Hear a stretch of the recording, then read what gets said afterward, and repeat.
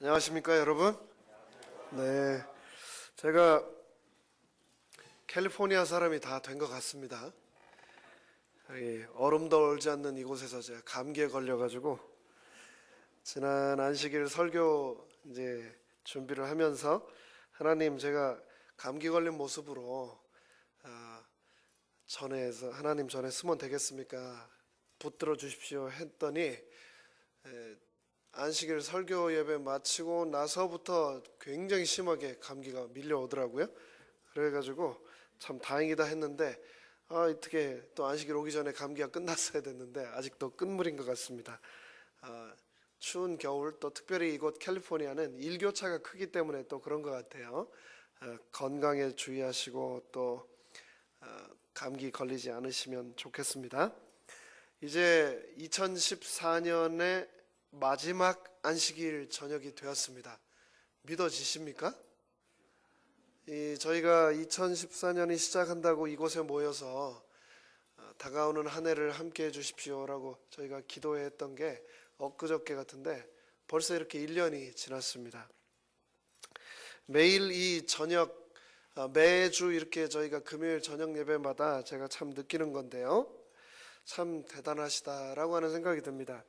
이 막히는 도로와 또 위험한 과속 차량들과 이 어두운 밤길의 위험을 무릅쓰고 말씀을 사모해서 이 자리에 나오신다는 것은 정말 믿음하고 정성이 없이는 할 수 없는 일인데, 참 이 매 안식일 금요일 저녁마다 이 자리에 나오시는 분들 이렇게 탁 뵈면은 항상 나오시는 분들이 또 나오십니다. 그래서 여러분들의 그 믿음과 정성에 제가 큰 감동을 받습니다. 근데 어떻게 연세가 드시면 드실수록 더 어려울 텐데 연세 드신 어르신들께서 또 이 자리를 더 꿋꿋하게 지켜주시니 참 감사를 드립니다. 하나님들께서 여러분들의 믿음과 정성에 큰 축복 주시기를 간절히 바랍니다. 어제 우리는 크리스마스라고 하는 휴일을 보냈습니다. 세상에서 예수님이 정확하게 언제 태어나셨는가를 아는 사람은 아무도 없습니다. 그래서 많은 사람들이, 특별히 카톨릭과 기독교를 믿는 많은 사람들은 12월 25일을 예수님이 태어나신 날 크리스마스로 지키고요. 또 러시아 정교회 같은 이런 종교를 가진 나라들은 1월 7일을 또 예수님이 태어나신 날 크리스마스로 지킵니다. 그리고 그 외에 무슬림이나 기타 다른 종교들은 이 크리스마스라고 하는 날은 그냥 아무런 날도 아닌 그냥 평일로, 날마다 다가오는 하루와 같은 그런 똑같은 날 중에 하루로 평일로 어제 25일을 보냈을 것입니다. 우리가 매번 이 크리스마스 때마다 예수님의 성육신에 대해서, 그분의 참 고귀한 사랑에 대해서 우리가 생각을 하고 감사를 드리는데요, 예수님을 낳은 육신의 어머니 마리아에 대해서는 우리가 얼마나 생각을 하는지 모르겠습니다. 저희 집에 아이들이 셋 있는데 이름이 수정, 수지, 수민 그렇습니다. 정지민이에요. 그런데 지을 때는 제법 굉장히 고민을 하고 지어서 그럴싸하게 잘 지었다라고 생각을 했는데, 지어놓고 보니까 왜 이렇게 이 똑같은 이름이 많은지, 또 동네를 돌아다녀 보니까 간판에 저희 큰아이 이름이 수정인데요, 수정이를 지어놓고 나서 제가 주위를 돌아보니까 식당 중에 수정 식당이 왜 그렇게 많은지요. 목욕탕도 수정 목욕탕, 교회도 보니까 수정 교회가 얼마나 많은지 모르겠어요. 또 이 둘째 아이 수지를 짓고 나서 이 이름은 그래도 괜찮겠다라고 생각을 했는데, 알고 봤더니 한국의 여자 연예인 절반은 수지 같아요. 얼마나 수지가 주위에 많은지. 이 이름이라고 하는 게 참 나 한 사람에게만 주어진 이름이지만 참 많은 사람들이 또 동시에 사용하고 또 중복되는 경우도 많은 것이 바로 이름입니다. 근데 성경에도 보면은요, 성경에서 아마 가장 흔하고 많이 등장하는 이름들이 몇 개가 있는데 그 중에 가장 많이 흔한 이름이 뭐라고 생각하십니까? 네, 마리아 같아요. 얼마나 마리아가 많은지 이 마리아가 저 마리아인지 저 마리아는 또 다른 마리아하고 어떻게 관계가 되는지 도대체 정신 차리지 않고 읽으면은 하나도 알 수 없는 것이 이 마리아라고 하는 이름의 여자입니다. 예수님이 십자가에 돌아가실 때 십자가 아래 여인 4명 중에 3명이 마리아였습니다. 얼마나 마리아가 모르는지 몰라요. 신약만 그런 게 아닙니다. 구약에도 마리아가 있죠. 구약의 마리아가 어떤 이름으로 나옵니까? 모세의 누이 미리암. 그 미리암이 마리아거든요. 얼마나 이 이름이 흔한지 모르겠어요. 그런데 우리가 예수님의 어머니 마리아에 대해서 우리가 얼마나 알고 있고 얼마나 자주 예수님의 어머니 마리아에 대해서 묵상을 하는지 모르겠습니다. 여러분, 교회에서 예수님의 어머니 마리아에 대해서 찬양을 하거나 설교하는 것을 자주 들어보셨습니까? 특별히 저희 재림교회 안에서요? 네, 자주 듣기 어렵습니다. 쉽지 않아요. 왜 그럴까요? 잘못했다가는 본전도 찾기 어려운 주제가 이 예수님의 어머니 마리아 이야기입니다. 이 예수님의 어머니 마리아를 우리는 성경에서 얘기하는 대로 실제로 있었던 이 마리아에 대해서 우리가 잘 알고 이 말씀을 묵상해서 은혜를 받으면 되는데, 그렇게 하기보다는 이 꼭 양극단으로 치우칩니다. 너무 치우쳐서 가톨릭에서는 어떻게 됩니까? 이 마리아가 성모 마리아가 돼서 하나님의 어머니가 돼버리고요. 또 반대 극단으로 치우치면 어떻게 됩니까? 그냥 단순한 한 인간, 거기까지는 좋은데 지극히 너무나 평범해서 이 마리아가 이 땅에서 했던 정말 소중하고 유니크했던 그 사역의 중요성까지도 무시할 수 있는 그런 오류를 범하게 되는 것이 참 큰 리스크라고 생각이 됩니다. 그래서 오늘은 누가복음 1장 26절로 38절을 본문으로 말씀대로 내게 이루어지이다 라고 하는 제목으로 예수님의 어머니 마리아가 예수님을 처음 잉태하게 되었을 때 그 사건을 비추어 보며 이 마리아를 통해서 우리가 어떤 교훈을 얻을 수 있는가 함께 생각을 해 보도록 하겠습니다. 먼저 제가 이 예배가 시작하기 전에 뒤에 앉아 있으면서 우리 서진성 목사님의 트럼펫 연주를 들으면서 꼭 이 말씀을 드려야지 해놓고는 올라오면서 까먹어 버렸어요. 근데 말씀을 좀 드리도록 하겠습니다. 지난주 같은데요, 제 기억에 저희가 새벽 교과 공부를 하면서 이영린 목사님이 그런 말씀을 하신 기억이 납니다. 설교는 똑같은 설교를 2번만 하면은 대한방의 교인분들께서 다 알아보시고 설교를 재탕 3탕 한다고 막 뭐라고 하시는데, 찬미는 똑같은 거를 부르고 또 불러도 참 은혜롭다라고 말씀을 한다. 그런 것 보면 우리가 정말 신령과 진정으로 찬양을 열심히 해야 되고, 그 곡을 쓸 때나 그 가사를 쓸 때나 그 찬양을 직접 할 때나 참 감사하는 마음으로 해야 된다라고 하는 말씀을 제가 듣고 참 가슴속에 깊은 감동을 받았습니다. 우리 선인성 목사님 하신 이 아름다운 음악의 그 가사를 여러분도 잘 아시죠? 해지는 저편 새하늘에는 우리 주 예수 함께 하신 그곳에는 더 이상 눈물도 없고 찬란한 아침을 그분과 함께 맞이하게 되리라고 하는 간절한 소망을 담은 그런 찬양이었는데요. 그 찬양의 가사를 듣다 보니 올 한 해가 벌써 석양에 지는 해처럼 기울어지고 이제 다가오는 새해를 기다리는 마음으로 찬란한 아침 떠오르는 그때 예수님 맞을 소망을 우리가 가져야 되겠다, 그런 생각을 제가 하면서 큰 은혜를 받았습니다. 여러분도 그런 은혜 받으셨습니까? 네. 찬양을 할 때 정말 그런 간절한 마음으로 해야 될 것이고, 또 우리가 더 자주 찬양을 해야 될 것 같습니다. 우리 홍두표 목사님 오시고 나서 예배마다 이 특창이 있으니까 너무 좋지 않습니까? 네. 그래서 늘 찬양하는 우리 모두가 되시기를 바라고, 다가오는 한 해에도 하나님 때문에, 예수님 때문에 늘 감사하시고, 그래서 우리 모두 찬양하게 되시기를 간절히 바랍니다. 지난 2014년 지난 한 해 동안 제가 설교를 준비를 할 때 그냥 성경 본문을 읽다 그냥 여기에서 또 좋고 저기에서 좋고 해서 여기저기에서 그냥 설교를 한 게 아니고요. 나름대로 한 큰 줄기를 맞춰서 제가 설교를 해왔는데, 제가 매 안식일 드렸던 이 설교에 크게 관통하는 그 맥이 뭔지 여러분 혹시 아십니까? 성경에 나오는 여인들 맞습니다, 집사님. 저렇게 알아주시는 분이 한 분이라도 계시면 큰 힘이 되죠. 설교하는 사람들은요.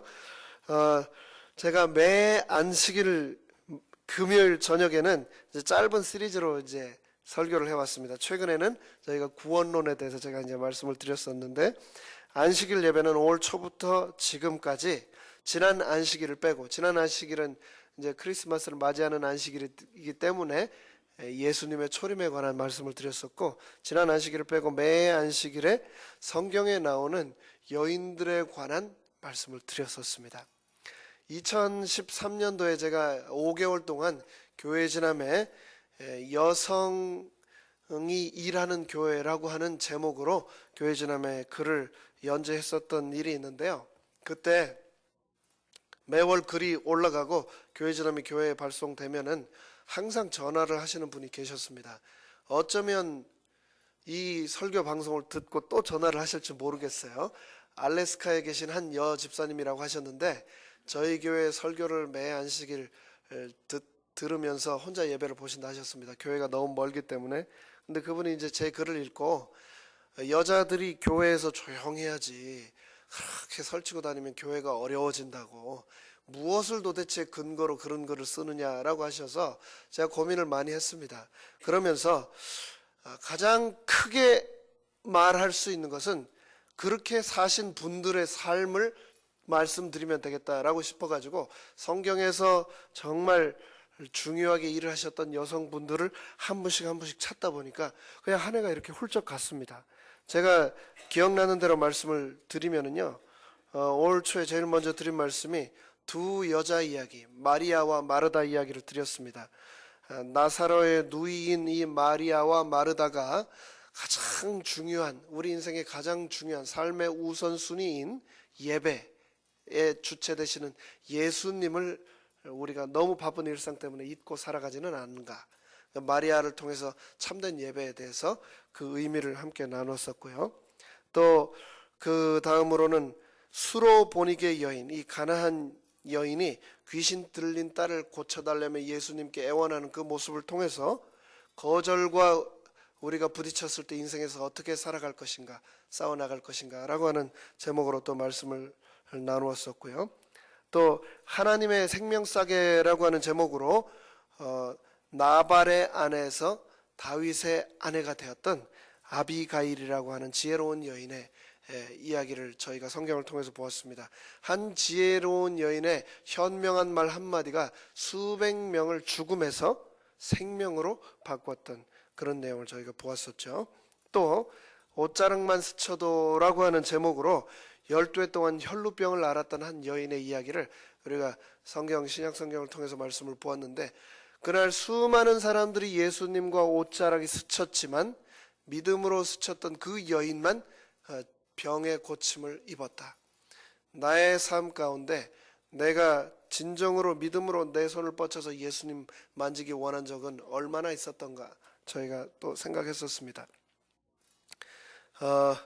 이건 많은데 다 하면 시간이 또 너무 많이 가겠네요. 그 이후에도 저희가 엘리야 선지자를 먹였던 사르밧 과부, 인생의 극심한 가뭄을 지날 때, 또 우물가에 있었던 사마리아 여인, 우리 인생에서 진정으로 우리가 찾아야 될 생수는 예수님이시다라고 하는 것, 그리고 또 레아와 라헬, 이 라반의 두 딸, 야곱의 두 자매 이야기를 통해서 우리가 이 세상 남편과 자식으로부터 위안을 얻을 것이 아니고 우리의 진짜 남편은 예수님이시다, 하나님이시다 라고 하는 내용, 그리고 또 에스더, 룻까지 해서 지난 한 해를 이렇게 장장 달려왔습니다. 오늘 드디어 이 여성 시리즈의 종결편 주인공이 바로 누가복음 1장 26절로 38절에 나오는데, 말씀드린 대로 누구라고요? 마리아입니다. 이 마리아 중에서도 누구의 어머니요? 예수님의 어머니 마리아가 이 누가복음 1장 26절로 38절에 등장하고 있는데, 이 본문을 다 함께 성경을 펴서 저희가 좀 교독을 하도록 하겠습니다. 누가복음 1장 26절로 38절인데, 짝수절은 우리 남자분들이 읽어주시고 홀수절은 여자분들께서 읽으시고 마지막 절은 저희가 다 함께 읽겠습니다. 우리 전에 이진웅 목사님께서는 저처럼 얘기 안 하시고 짝수절은 형제님들이 읽어주시고 홀수절은 자매님들이 읽어주십시오 하니까 참 좋더라고요. 저도 앞으로는 그렇게 하겠습니다. 우리 형제님들 준비되셨습니까? 예, 26절부터 짝수절은 형제님들께서, 홀수절은 자매님들께서 읽겠습니다. 시작. 여섯째 달에 천사 가브리엘이 하나님의 보내심을 받들어 갈릴리 나사렛이란 동네에 가서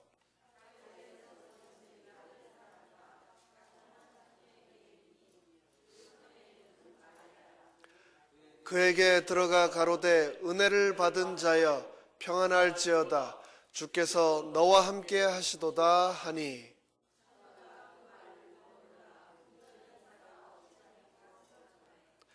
천사가 일러 가로되 마리아여 무서워 말라 내가 하나님께 은혜를 얻었느니라.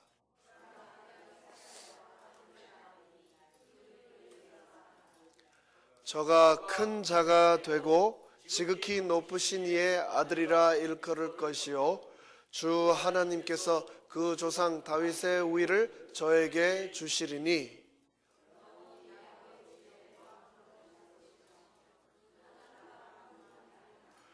마리아가 천사에게 말하되 나는 사내를 알지 못하니 어찌 이 일이 있으리이까.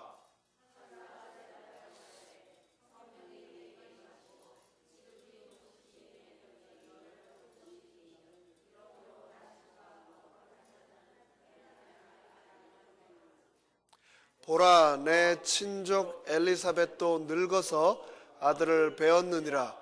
본래 수태하지 못한다 하던 이가 이미 6달이 되었나니.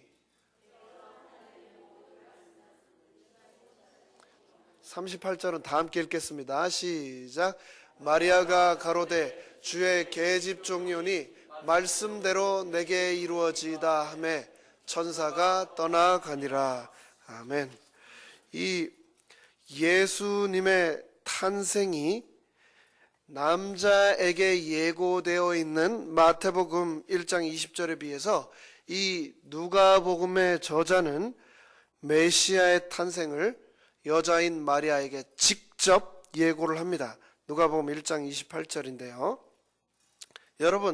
여러분 생각하시기에 또 여러분 보시기에 남자가 믿음이 좋습니까? 여자가 믿음이 좋습니까? 아니면 어린 아이들이 믿음이 좋은가요? 아니면 어르신들이 믿음이 좋은가요? 나이가 들면 들수록 믿음이 좋아집니까? 아니면 어리면 어릴수록 믿음이 더 순수하고 좋습니까? 어떻습니까? 저희 큰아이가 이제 12살 반이 조금 더 됐습니다. 그냥 제가 혼자 상상을 해봤어요. 근데 어느 날 저희 큰아이가 12살 반인데 이제 중학생인데 갑자기 배가 불러와요. 밥을 많이 먹어서가 아니고요. 그 배가 불러오는 거 있지 않습니까? 이유도 모른 채 계속 배가 불러오는 겁니다. 12살 반짜리가 아이를 가졌다. 자, 그 설교 준비를 하면서 상상을 해봤더니 내 아이가 그랬다라고 생각을 한번 해봤더니 현기증이 막 나더라고요. 그리고 만약에 실제로 이런 일이 일어난다면 제가 아마도 저는 이렇게 간이 콩알만 해가지고 아마 그 자리에 철퍼덕 주저앉아 버릴지도 모르겠다라고 하는 그런 생각을 해봤습니다. 근데 예수님 당시에 그때 당시에 결혼 풍습이 약 12살에서 한 14살 정도 되면은 부모들이 자신들의 아들과 딸을 서로 정원하고 그 다음에 결혼을 시켰습니다. 몇 살이에요? 12살, 13살 되던 아이들을 그렇게 일찍 결혼을 시켰던 겁니다. 오늘날에는 어떻습니까? 주로 결혼 한 몇 살 때 하나요? 요즘에는 30 넘어서 하는 경우 있습니까? 넘어서 하는 경우가 있는 게 아니고요. 다반사입니다. 그렇죠? 예. 도리어 그 전에 결혼하는 것이 일찍 하네 라고 느껴지기까지 하는 정도입니다. 근데 그때는 오늘날보다 훨씬 이른 나이에 결혼했음을 우리가 문헌들을 통해서 알 수 있고, 아마도 이 마리아도 처녀이지만 굉장히 나이 어린 소녀이었을 수 있음을 저희가 어렵지 않게 짐작할 수 있습니다. 그런데 그런 마리아에게 가브리엘 천사가 나타나서 내가 잉태하여 아이를 낳을 것이다 라고 말을 하는 겁니다. 처녀의 몸으로 임신을 하고 아이를 출산하는 겁니다. 오늘날 현대의학에서는요, 여자가 출산을 해서 어머니가 되기에 신체적으로, 그리고 정신적으로, 그리고 또 정서적으로 가장 최적의 나이를 22살에서 24살이라고 말을 합니다. 그런데 이 앳된 처녀라고 말하기도 무색할 만큼 이 앳된 이 소녀 마리아는 이보다도 훨씬 어린 나이에 임신과 출산으로 인해서 요셉과 함께 나사렛을 떠나서 베들레헴과 예루살렘과 나중에는 어디까지 갑니까? 이집트까지 가죠. 애굽까지 가죠. 이곳저곳 다니면서 살게 되고 남들이 겪지 않아도 될 수많은 일들을 이 어린 처녀가 겪습니다. 자, 본문을 한번 들어가 보도록 하겠습니다. 누가복음 1장 27절에 보면은요, 다윗의 자손 요셉이라 하는 사람과 정혼한 처녀에게 가브리엘 천사가 이르니 그 처녀의 이름은 마리아라. 여기에 보면 다윗의 자손이라고 하는 게 나옵니다. 다윗의 자손. 누구의 자손? 어느 시조에 몇 대 무슨 파라고 얘기하는 것 한국 사람들 사이에 굉장히 흔합니다. 또 저희 가족들 중에서 어떤 분들은 집에 지금도 족보를 가지고 계신 분도 있을 겁니다. 가족의 내력, 역사, 족보 중요합니까? 중요합니다. 그렇죠? 그리고 나의 선조가 누구이신지에 대해서 잘 알고 있는 것, 그것은 자손들의 당연한 의무이고 그 선조들에 의해서 굉장한 자부심을 갖는 것도 우리들이 당연히 해야 될 일이라고 배워왔습니다. 우리 문승원 형제는 시조 할아버지가 누군지 알아요? 누구예요? 왜? 저하고 할아버지가 같네요. 문익점 할아버지. 조상에 대해서 자부심을 가져야 된다라고 하는데 저는 어렸을 때 그런 생각을 했습니다. 우리 문익점 할아버지에 대해서 내가 어떻게 자긍심을 가져야 되나. 우리 할아버지가 이 한국사의 최초의 이 밀수꾼인데, 스머글러인데 어떻게 이것을 잘 이해를 하고 받아들여 자부심을 가지고 이분이 나의 선조라는 것을 내가 이해를 하고 계속 또 나의 자녀들에게도 가르쳐야 되나, 그런 생각을 했던 적이 있는데요. 족보 얘기를 언제 합니까? 사람들이 주로 족보 얘기, 어느 할아버지 몇 대 손이냐고, 무슨 파냐고 막 이런 얘기를 주로 언제 합니까? 사람들이 뭔가 좀 내세울 게 없을 때, 궁해질 때 하는 경우가 있습니다. 그렇죠? 그 얘기 안 해도 떳떳하고 힘 있고 자존감이 드러나는 사람은 사실 굳이 그런 얘기 안 합니다. 그런데 그것이 약간 약해지면 뭘 꺼내는 겁니까? 조상님 불러오는 겁니다. 예. 필요하니까. 그렇죠? 나에게 필요하니까. 성경에서 족보가 왜 나올까요? 권위를 인정해 달라는 겁니다. 정통적인 계보가 있는 자손이라는 거죠. 요셉과 마리아의 이야기가 나오면서 족보 이야기가 왜 나올까요? 마태복음 1장에 누가복음 3장에 왜 족보 이야기가 나올까요? 족보 이야기가 나오는 이유는 왜일까요?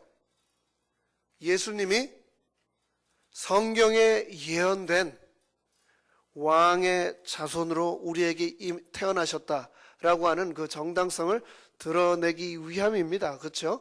그러나 이것을 살짝만 우리가 더 생각을 해본다면 이 족보 얘기를 안 하고서는 요셉과 마리아가 정말 내세울 것이 없는 정말 가난하고 궁한 사람들이었다라는 것을 우리가 쉽게 또 짐작을 할 수가 있습니다. 27절에 등장하는 예수님의 아버지 요셉에 대해서 여러분은 어떻게 알고 계십니까? 요셉이 부자였습니까? 가난한 사람이었습니까? 부자였습니까? 가난했습니까? 가난한 사람이었습니다. 뭘 보고 알 수 있습니까? 마리아가 이제 40일이 지나 정결의식을 하고 아이를 봉헌식을 하기 위해 성전에 올라갔을 때 재물을 뭘 가지고 왔습니까? 뭘 가지고 가야 되는데 원래는 어린 양을 가지고 가야 되는데 돈이 없어 뭘 가져갔습니까? 비둘기 2마리를 가져갔습니다. 그만큼 가난한 사람이었습니다. 다윗의 자손임은 분명했지만 재물이 없어 새끼양 대신에 비둘기를 제물로 바쳤던 사람이었습니다. 힘든 매뉴얼 워크, 레이버 워크를 하는 사람이었습니다. 목수였습니다. 성경에 보면은 게다가 이 요셉이 그리 오래 살지 않았음을 또 말해줍니다. 시대의 소망에 보면 또 더 자세하게 말을 해주고 있는데요. 시대의 소망 145페이지에 보면은 예수님께서 공생애를 시작하기 이전에 이미 마리아가 혼자 되었다라고 시대의 소망에서는 자세하게 기록을 하고 있습니다. 예수님께서 40일간 광야에서 시험을 받으시고 나타나셔서 가나의 혼인잔치에 가셨을 때 오랜만에 만난 아들 예수님을 어머니인 이 마리아가 너무나 그리워했었다. 의지할 사람이 아무도 없었다. 남편은 이미 사별한 후였다라고 시대의 소망에 등장을 그렇게 자세하게 묘사를 하고 있습니다. 그러니 요셉에게 내세울 것이라고는 족보밖에 없었습니다. 누구의 자손이요? 다윗의 자손. 그런데 이 보면은 이 두 족보를 비교해서 연구를 해 보셨으리라 생각을 합니다만 마태복음 1장의 족보와 누가복음 3장의 족보가 뭐가 틀립니까? 족보는 정확하게 딱 매치가 돼야 맞겠지만 마태복음의 족보와 누가복음의 족보가 일치합니까? 틀립니다. 마태복음 먼저 기술 자체가 어떻게 되어 있냐면 어떻게 되어 있습니까? 위에서부터 아래로 내려오죠. 맞습니까? 네. 누가복음 어떻습니까? 아래에서부터 위로 거꾸로 올라갑니다. 근데 요거를요 종이 한 장 놓고 쫙 이름을 거꾸로 가지만 이렇게 이름을 쓰다 보시면은요 마태복음에서 이제 요셉이 나오고 요셉의 아버지가 누구로 나옵니까? 야곱이죠.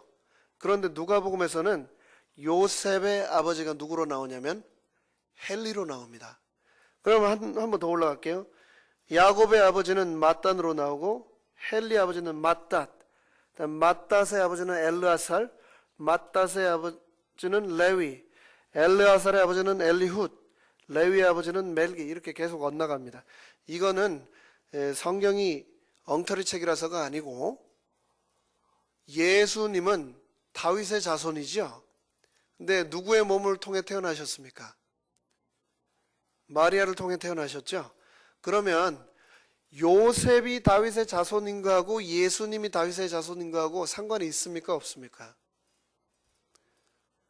혈육적으로는 전혀 없죠. 혈육적으로는 전혀 없죠. 그럼 어떻게 예수님이 다윗의 자손이 될 수 있습니까? 마리아도 다윗의 자손이었거든요. 그래서 우리가 재림교회 성경주석 SDABC를 보시면은 아주 쉽고 선명하게 설명을 잘 해놓았습니다. 누가복음에 마태복음에 나오는 이 1장에 나오는 족보는 요셉의 족보이고 누가복음에 나오는 이 족보는 요셉의 아버지라고 나온 이 헬리는 실제 요셉의 아버지가 아니고 마리아의 아버지. 그래서 마리아의 족보가 누가복음 3장에 기록되어 있다. 결론은 그렇습니다. 요셉이든 마리아든 다 누구의 자손이었습니까?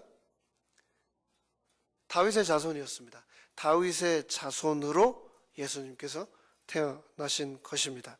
그래서 이들의 결혼이 정확하게 언제 이루어졌는지, 그 당시에 요셉의 나이가 정확하게 몇 살이었는지, 마리아의 나이가 정확하게 몇 살이었는지는 알 수가 없습니다. 하지만 모세 시대에 주어진 이 여러 결혼 규정에 따라서 헬라의 법적인 헬리의 이 법적인 아들이자 후사가 되었는지 정확하게는 알 수 없지만, 이 요셉과 마리아의 결혼을 통해서 예수님의 어머니는 마리아는 우리가 말하는 다윗의 자손이 너무나 분명하다라고 하는 것을 알 수가 있습니다.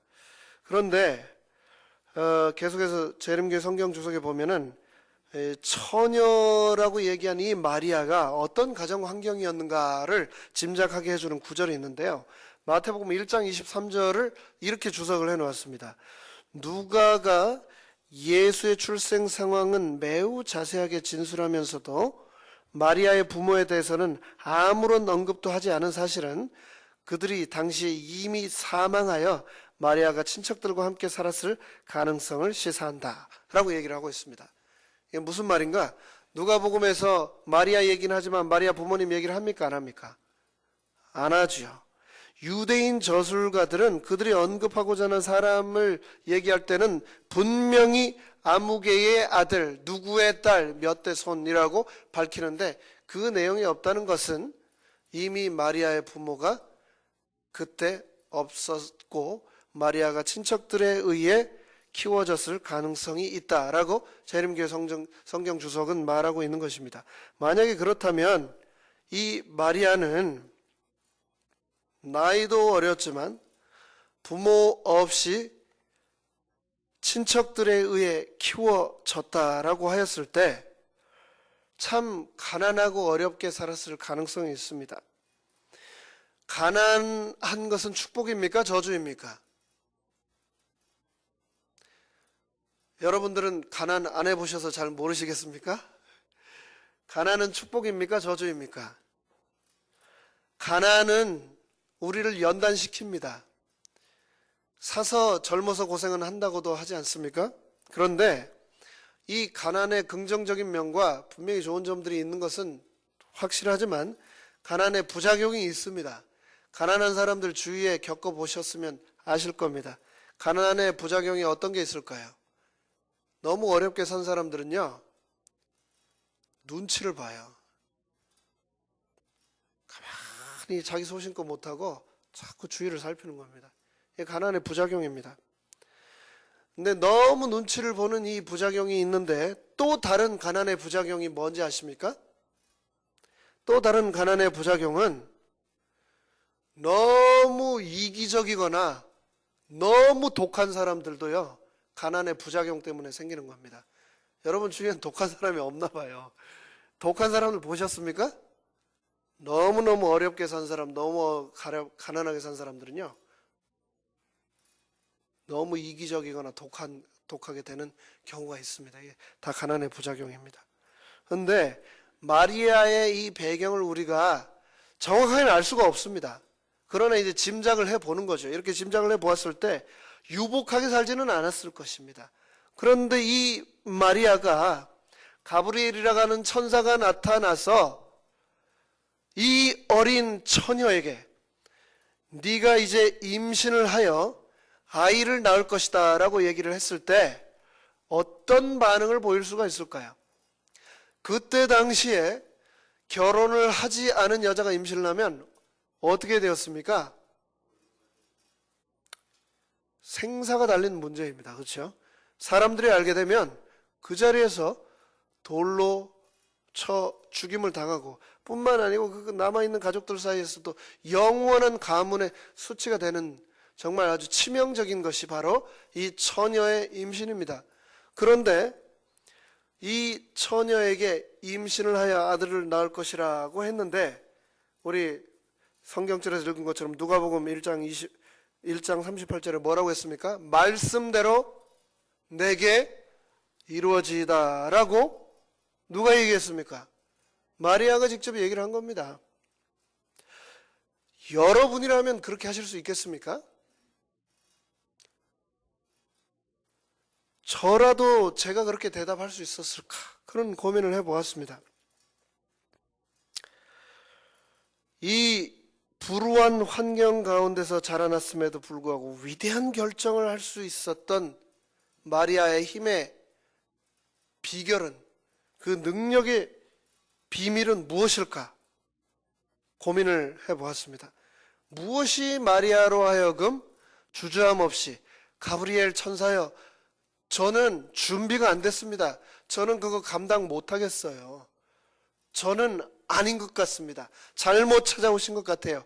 라고 얘기를 할 수도 있었을 텐데 어떻게 마리아가 말씀대로 내게 이루어지다 라고 말을 할 수 있었을까요? 그 위대한 힘의 비밀은 무엇일까요? 제가 한국에서 목사가 하는 가장 큰 특권이자 축복은, 제가 저번에 한번 말씀드렸는데 뭐라고 저는 생각을 하냐면은 성경을 공부하고 이렇게 침례를 베푸는 거라고 생각을 합니다. 한 굉장히 유복한 가정이 교회로 인도되셨습니다. 그래서 성경을 공부하고 저희 교회를 출석하게 되셨는데 그 집 아들이 또 계속해서 저하고 성경을 공부하게 됐습니다. 근데 이 아이의 꿈이, 이 청년의 이 남자아이의 꿈이 뭐였냐면 엄마에게 늘 얘기하기를, 엄마, 전 아빠처럼 훌륭한 의사가 될 거예요 라고 얘기를 했습니다. 그러니 이 엄마는 이 아이가 얼마나 대견했겠습니까? 그런데 이 아이가 교회를 나오면서 엄마에게 뭐라고 얘기를 했냐면은, 어느 날 엄마가 저에게 찾아오셨어요. 그러면서 목사님 큰일 났어요. 이 고민을 어떻게 해야 될지 모르겠어요 라고 하면서 이 엄마가 저한테 뭐라고 그러냐면은, 저희 아이가요 맨날 의사 되겠다고 하더니 교회에 나오더니 이 아이가 뭐가 되겠다고 그래요? 선교사가 되겠대요. 어쩜 좋아요. 목사님 말려주세요. 그러시더라고요. 여러분 그런 경우 있으십니까? 우리 자식이, 딸아이가 열심히 공부해서 의대 가겠다고 하다가 갑자기 카야물 가겠다고, 뭐 선교사를 가겠다고, 자기는 하나님께서 부르셨다고 목사가 되겠다고 한다면 여러분 어떻게 하시겠습니까? 소명을 받는 거 축복입니까? 축복인데 감당하실 수 있겠습니까? 여러분이 만약 하나님께서 부르신다면 받으시겠습니까? 목사의 직분? 그리고 여러분의 아들이, 딸이 목사가 되겠다, 사모가 되겠다, 선교사가 되겠다 하시면 여러분 어떻게 하시겠습니까? 받으시겠습니까? 이 소명을 받는다고 하는 것은 참 큰 결심이 아니고서는 할 수가 없는 일입니다. 저는 지금도 믿어지지 않는 것이, 제가 어떻게 목사가 되었는가, 그것이 전 지금까지도 정말 참 큰 퀘스천입니다. 다 하나님의 은혜지요. 하지만 제가 이 모든 것을 알았다라면 정말 이 선택을 하지 못했을 것입니다. 그런데 저뿐만이 아닙니다. 우리가 잘 아는 저희 교회의 큰 예언의 축복을, 예언의 선물을 가져다 준 미세스 엘렌 화이트, 이 미세스 화이트이 이 계시를 받았던, 첫 계시를 받았던 때가 언제인지 기억하십니까 여러분?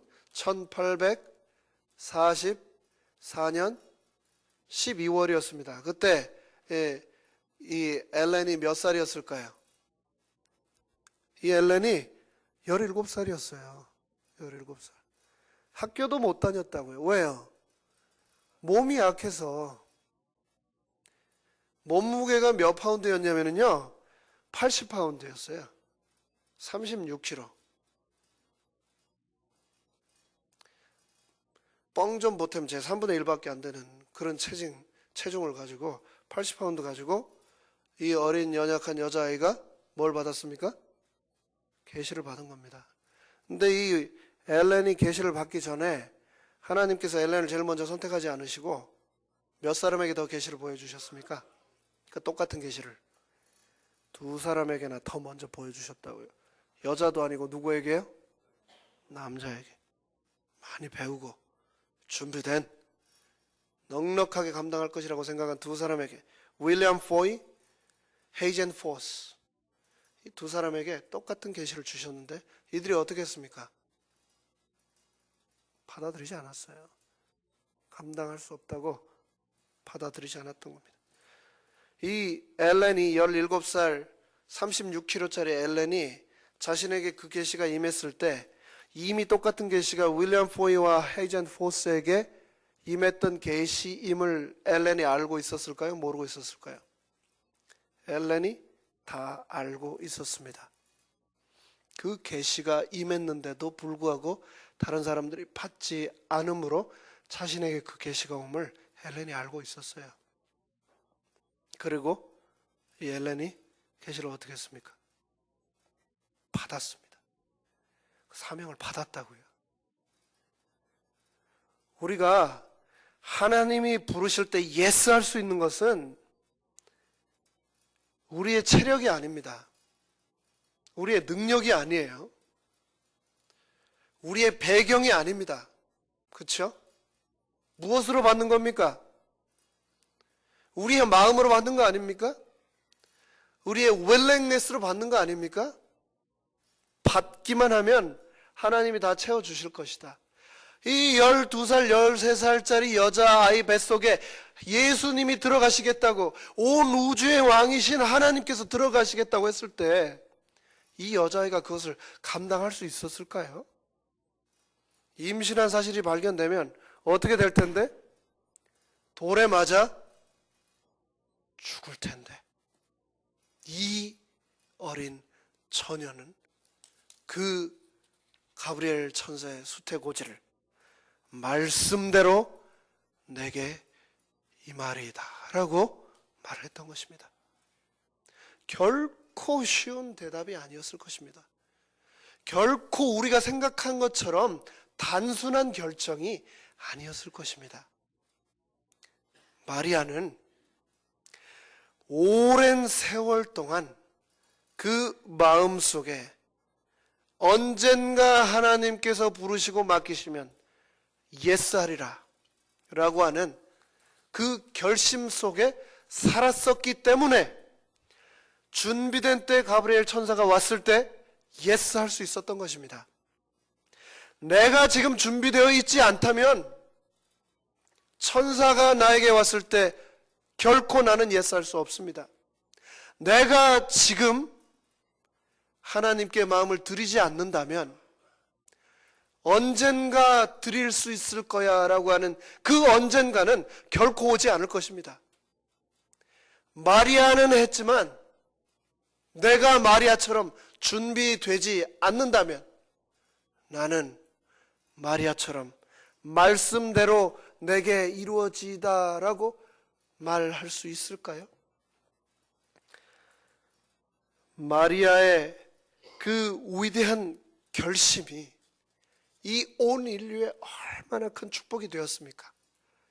그랬던 것처럼 내가 하나님께서 부르시기만 한다면, 하나님께서 맡겨만 주신다면 그 사명, 그 소명 고귀하게 받들어 하나님 위에 충성하겠습니다 라고 할 때 이 세상에 축복이 충만히 임할 것입니다. 이제 2014년은 정말 며칠 남지 않았습니다. 그리고 2015년이 기다리고 있습니다. 정말 40일 동안 저희가 열심히 기도해 왔습니다. 그리고 교회에 재직을 선출하였습니다. 직분이 그리고 맡겨졌습니다. 그 직분이 내가 과연 감당할 수 있을까? 두렵고 떨리고 걱정될 것입니다. 하지만 하나님께 예스 하시고 그 모든 것 맡기게 되시기 바랍니다. 하나님께서는 나의 능력과 나의 체력과 나의 배경과 나의 가문을 보지 않으시고 나의 예스를 보시기 때문입니다. 나의 기꺼이 드리고자 하는 그 마음을 보기를 원하시는 것입니다. 내가 예스할 때 하나님께서는 나를 통해서 이 세상에 축복하신다는 것을 우리 모두 믿게 되시기를 간절히 바랍니다. 예수님의 어머니 마리아는 그냥 단순한 이 세상에 있는 수많은 한 세대를 살았다가 이 세상을 떠난 그런 여인들과는 정말 틀린 아주 유니크한 삶을 살았던 여인이었습니다. 유일하게 성령으로 아기를 잉태한 여인이었습니다. 약혼자와 동침하지 않고 다른 방법으로 임신한, 그것이 정말 부끄러운 가문에 씻을 수 없는 불명예가 될 수도 있는 그런 엄청난 모험을 기꺼이 받아들였던 여인이었습니다. 신앙의 결단이 있는 여인이었습니다. 자신의 삶을 건 인생 전체의 희생과 헌신을 두려워하지 않았던 여인이었습니다. 그는 분명히 깨닫고 그냥 그대로 순종하기로 결심했던 여인이었습니다. 그 여인을 통해서 그 여인의 겸손과 그 여인의 순종과 그 여인의 믿음을 우리도 본받게 되기를 간절히 바랍니다. 그래서 나를 비우고 내 안에 임하시는 아버지 하나님을 통해서 나를 만나는 모든 사람들이 큰 축복받는 다가오는 2015년 되시기를 간절히 바라면서 말씀을 마치겠습니다. 감사합니다.